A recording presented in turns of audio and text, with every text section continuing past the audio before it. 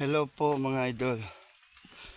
Welcome for today's video.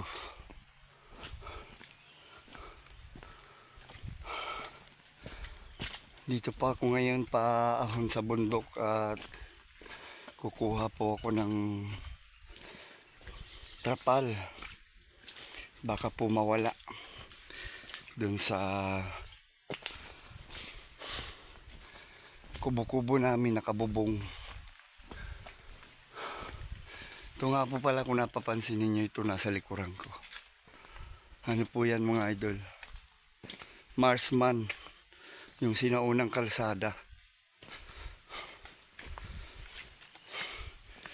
Siguro ay pinagpaplanuhan pa lang ako ng nanay at tatay kong gawin. Matagal na tong ginawang kalsadang to. Kaya sobrang tagal na po nito. Na yan.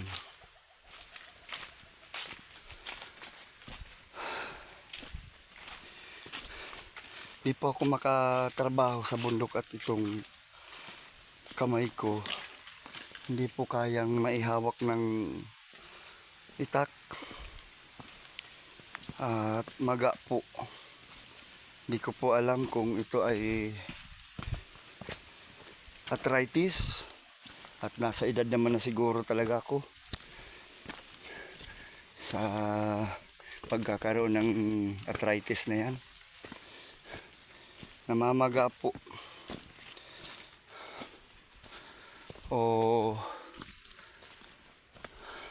sabi nga ay may nasagi akong tao na hindi natin nakikita ito sa pinag-uulingan ko.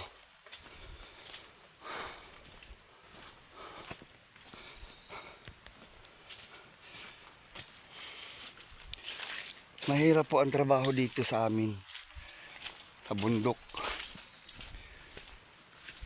Kailangan mong kumayod kahit maulan, kahit anong paraan. Wag lang yung magnakaw. At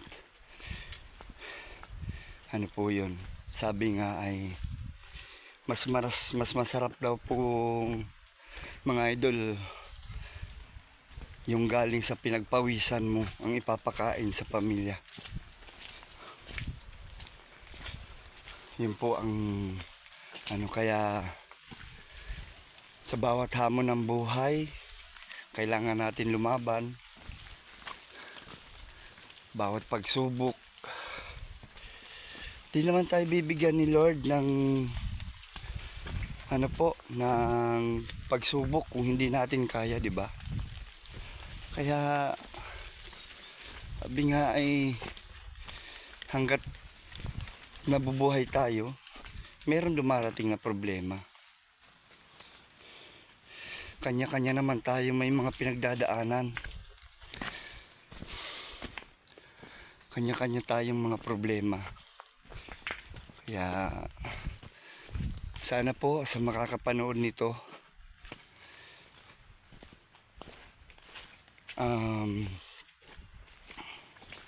laban